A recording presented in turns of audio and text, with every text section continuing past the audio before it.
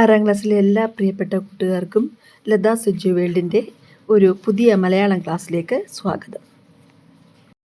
കൂട്ടുകാരെ, നമ്മൾ ഇന്നലെ സ്ത്രീയുടെ ചിരി എങ്ങനെയായിരിക്കണം എന്നുള്ള വരെയാണ് നമ്മൾ കഴിഞ്ഞ വീഡിയോയിൽ പറഞ്ഞു നിർത്തിയത്. അപ്പം എരിശ്ശേരി തിളയ്ക്കുന്നത് സ്ത്രീയുടെ ചിരി പോലെ ആവണം എന്ന് പറഞ്ഞാൽ ഒരുപാട് തിളപ്പിക്കരുത് എന്നും അതിനു മുമ്പ് തന്നെ പറഞ്ഞിട്ടുണ്ട്. ഈ കൂട്ടാൻ അധികം തിളയ്ക്കാൻ പാടില്ല.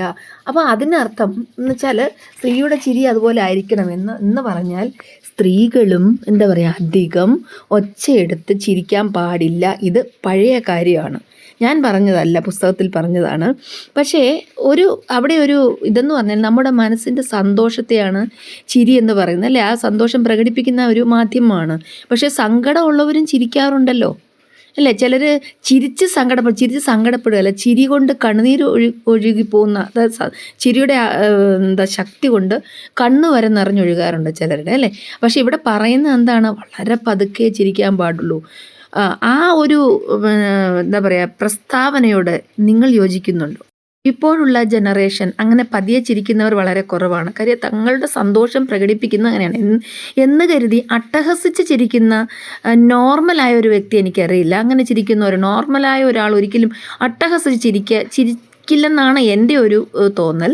നമ്മൾ പരമാവധി ചിരിക്കും, ഒച്ചയെടുത്തുന്ന ഒരുപാട് ഒച്ചയല്ല എങ്കിൽ പോലും തിയേറ്ററുകളിലൊക്കെ പോയി നല്ല സിനിമയൊക്കെ നല്ല ഭാഗങ്ങൾ കോമഡിയൊക്കെ കണ്ട് നമ്മൾ ഇങ്ങനെ രഹസ്യമായിട്ട് ഒതുക്കിയ ചിരിയാണോ ചിരിക്കുന്നത്? അല്ലല്ലോ, ഉറക്കെ ചിരിക്കാറുണ്ട് എന്ന് കരുതി അട്ടഹസിച്ച് ചിരിക്കാറുമില്ല. അതെന്തോ ആവട്ടെ, ഇവിടെ എരിശ്ശേരി തിളയ്ക്കുന്നത് സ്ത്രീയുടെ ചിരി.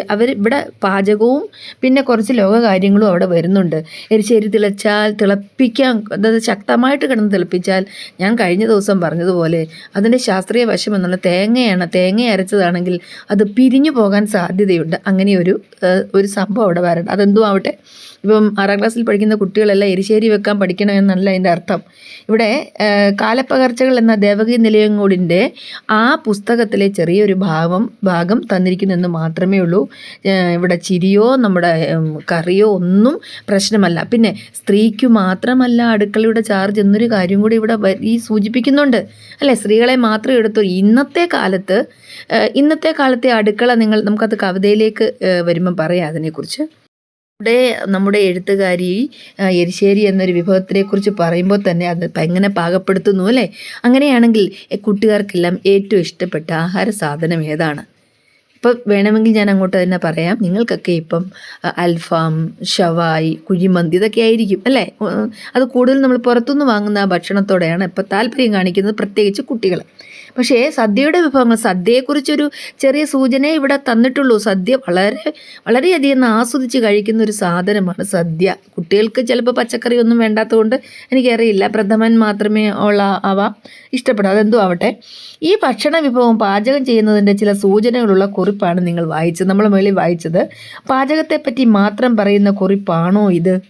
അല്ല, അവിടെ ഒരു പൊതുവായ കാര്യവും കൂടെ അവിടെ പറഞ്ഞിട്ടുണ്ട്. പിന്നെ പാചകം ചെയ്യലും പാകം തിരിച്ചറിയലും സ്ത്രീകളുടെ മാത്രം കടമയാണെന്ന ചിന്തയ്ക്ക് ഇന്നും മാറ്റം വന്നിട്ടില്ലേ എന്നൊരു ചോദ്യം അവിടെ വരുന്നുണ്ട്. ഒരിക്കലുമില്ല. കാര്യം പേര് കേട്ട പിന്നെ എന്താ പറയുക, പാചകക്കാരധികവും പുരുഷന്മാരാ. സ്ത്രീകളെക്കുറിച്ച് അങ്ങനെ കേൾക്കുന്നില്ല. പഴയിടം അദ്ദേഹം വളരെ ഒരു എന്താ പറയുക പാചക വിദഗ്ധനാണ്. അതുപോലെ നമ്മുടെ ഷെഫ് പിള്ള, ഒരുപാട് പേരുണ്ട്. ഷെഫ് എന്ന് പറഞ്ഞാൽ അറിയാലോ, വലിയ വലിയ റെസ്റ്റോറൻറ്റുകളൊക്കെ, അതായത് പാചകത്തിൽ വൈദഗ്ധ്യം കാണിക്കുന്നവർ. നമുക്കറിയാവുന്ന പഴയിടത്തിൻ്റെ നമ്മളെല്ലാ സ്കൂൾ കലോത്സവങ്ങളുടെ, സംസ്ഥാന കലോത്സവങ്ങളുടെ എല്ലാം അടുക്കള പ്രവർത്തിക്കുന്നത്, അല്ലേ? രുചികരമായ ഭക്ഷണം കഴിക്കുന്നത് നമുക്കറിയാവുന്ന ഒരു പേരാണ് പഴയിടം എന്നുള്ള പേര്. അപ്പോൾ അത് സ്ത്രീകളുടെ മാത്രമല്ല എന്നുള്ള നമ്മൾ ഇന്ന് കാലത്ത് കണ്ടുവരുന്നുണ്ട്. പിന്നെ ചില സന്തോഷകരമായ കുടുംബജീവൻ നയിക്കുന്നിടത്ത് അച്ഛനും അമ്മയും, നിങ്ങൾക്കൊക്കെ അറിയാമല്ലോ, നിങ്ങളുടെ വീട്ടിൽ അമ്മയോടൊപ്പം തന്നെ അച്ഛനും ചില പാചക പൊടിക്കൈകളൊക്കെ പ്രയോഗിക്കുന്ന എല്ലാ കുട്ടികൾക്കും അറിയാമല്ലോ. നിങ്ങളുടെ വീടുകളിൽ അങ്ങനെയൊക്കെ തന്നെയല്ലേ? അപ്പോൾ സ്ത്രീകളുടെ മാത്രം സാമ്രാജ്യമല്ല അടുക്കള. സ്ത്രീകൾ മാത്രം പാകം ചെയ്താൽ വേവുന്നതല്ല നമ്മുടെ വിഭവങ്ങൾ, പുരുഷന്മാർക്കും ചെയ്യാം, അല്ലേ? എന്നാൽ ഇവിടെ അതെടുത്തു പറയാൻ മറ്റൊരു കാരണമുണ്ട്. പണ്ടും സദ്യവട്ടങ്ങൾ ദേഹണ്ണക്കാരി എന്നല്ല പറയും, ദേഹണ്ണക്കാരൻ സദ്യവട്ടങ്ങൾ ഒരുക്കുന്ന ഇന്നാരുടെ സദ്യയാണെന്ന് പുരുഷന്മാരുടെ മേധാവിത്വം തന്നെയായിരുന്നു. പക്ഷേ ഒരു വിഭാഗം, പ്രത്യേകിച്ച് ദേവകി നിലയങ്ങോട് പറയുന്നത് അന്തർജനങ്ങളായ സ്ത്രീകൾ, അവർ അകത്തെ പണിക്കാരെല്ലാം സ്ത്രീജനങ്ങൾ തന്നെയായിരുന്നു. എന്നാൽ ഒരുപാട് കഥകൾ ആ പുസ്തകം വായിക്കുമ്പോൾ ഒരുപാട് കഥകൾ പറയാനുണ്ട്, കഥയല്ല പിന്നെ അനുഭവങ്ങൾ പറയാനുണ്ട്.